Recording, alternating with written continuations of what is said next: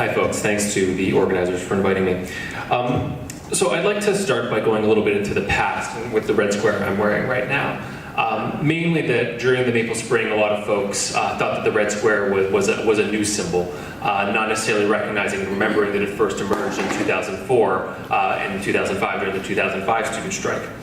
And it was very, very interesting in the months before the Maple Spring.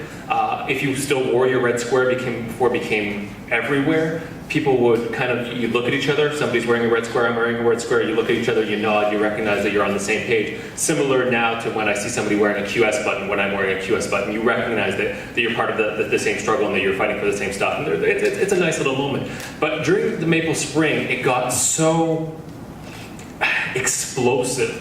You could not walk anywhere in downtown Montreal without seeing everybody wearing a red square, and red square on doors and off of balconies and spray painted everywhere on walls. And it was, it got so big that Arcade Fire and Mick Jagger wore it on Saturday Night Live. I mean, that is the extent to which the red square became a popular symbol of resistance. And sorry, should have written this on paper, not on my tablet. It's something that people were able to recognize. You know, the strike was student, but the struggle was popular. And even if folks weren't necessarily in school, they would still feel comfortable wearing the red square because they recognized that it represented more than just a fight to stop the tuition fee increase. And as the 7 months went on and there was 130 nightly protests, and then the election came and the PQ got elected and the Liberals fell to the ground and Chavez's reign was over, the red squares went away. And sometimes, you know, some of us still wear it, but sometimes it's hard to not imagine that period in Quebec as having been a dream. Wondering if it even really happened or if we made it up. And of course we have, you know, photos and videos to prove that it did happen, but it does seem very, very strange to have been in this wonderful, wonderful social uproar, and then all of a sudden, poof, silence. And that kind of leads me to now, where it feels that there's no huge rallying call that any of the social movements are collectively getting behind. There is no bloquons la hausse. Everybody might have their knees slightly bent and they're ready to pounce at any moment, but there's a general inertia that seems to be omnipresent throughout all of the various groups. FEC and FEC, two of the student groups throughout the student strike, have actually been seeing a mass decrease in membership. They've had a hemorrhaging of members for a variety of reasons. SA has gone marginally up in their members, but nothing too extravagant. The feminist movement seems incredibly divided over questions of sex work, but also over questions of the charter. It was a very bloody and not fun debate to watch. People tear at each other over that. Labor seems kind of almost defeated to the upcoming public sector negotiations, seeming that there might not really be a way to make sure that their members come out on top. Environmentally, there seems to be a little bit more going on. As Benoit mentioned, the pipeline protests, but they're not getting a lot of national attention, and it's something that most people might support, but it's not something that's bringing everybody out into the streets on a daily, weekly, or monthly basis. And so it seems that everybody's either dormant or on the defensive, and that there's just no coalition of a social project that the left can rally behind to challenge it and smash the norms that, you know, oppress us. To go back to 2012 for a bit, during the Maple Spring, I was a staff person for the student union at Dawson College. Dawson College, for those of you who don't know it, is in Westmount, Quebec. Westmount is the most affluent neighborhood in Canada. It is a very, very rich, very, very English place, and therefore not a place that you would naturally suspect there to be support for any kind of social struggle. Yet, I had my work cut out for us. Yet, when it came to November 2012, before the Grève Générale Limitée, when there was still 1-day strikes, 3-day strikes, Dawson students did actually vote in favor of a strike and actually showed up in enough numbers to shut down their school for the entire day, which was unheard of. And when some folks in other schools in Montreal who were more used to being able to shut down their school very easily heard that even Dawson College was getting involved, it showed that there was a potential real legs to this.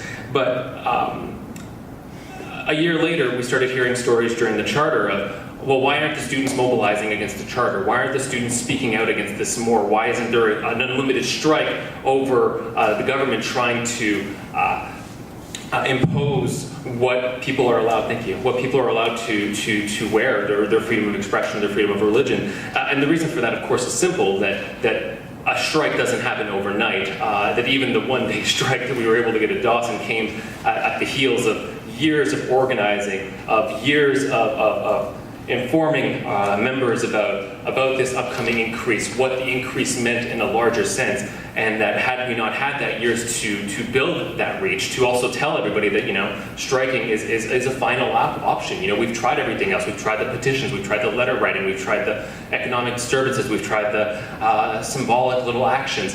That striking is a last option. People didn't seem to get that those steps were necessary before being able to take the streets in such a massive way, at least from the student point.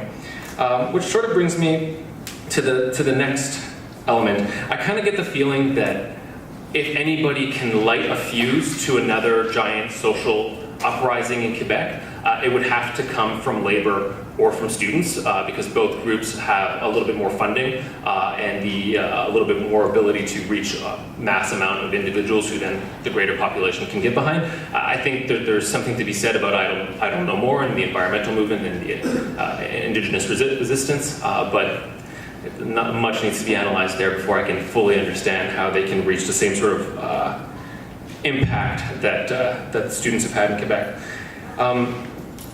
So when we're consistently aware that striking has to be the last option, how would SA look at its members? And even though SA has some fantastic policies against austerity, they're against they have an information campaign against it, could they potentially ask their members, hey folks, I know this isn't a direct student issue, we're not talking about our loans and bursaries, we're not talking about tuition fees, we're talking about something else, but could we potentially go on strike over this? Could we potentially go on strike over increase to daycare fees? Could we potentially go on strike over some over the pipelines?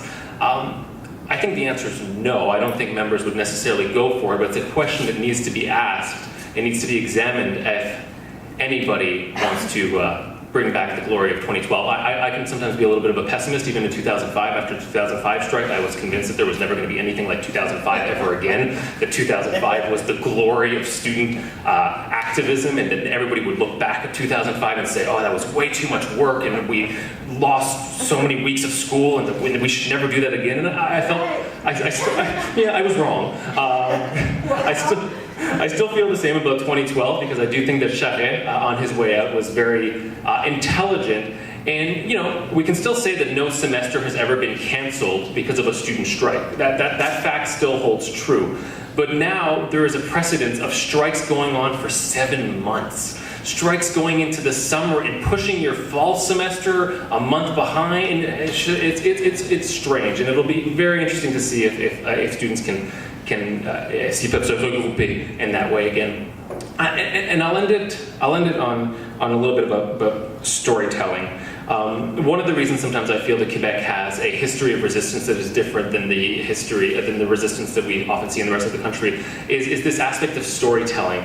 I didn't grow up particularly in a very left-wing or right-wing family. My parents weren't feminists. But even with that very kind of centrist, run-of-the-mill, average family, there were still stories being told at the dinner table about collective resistance, stories from the 80s, from the 70s, from the 60s, that helped fuel how I viewed our interactions as residents of a place to fight powers that try to impose certain things on us. And because a lot of those stories have often ended either victorious or bittersweetly victorious, people know that when shit hits the fan, we can rise up. So hopefully folks can keep telling the stories of 2012, and our knees will stay bent, and everybody will be ready to attack when the time comes. But for now, there just seems to be a lot of soft introspection and uncertainty of what to do next to relive the glory of the social awakening of 2012. Thank you.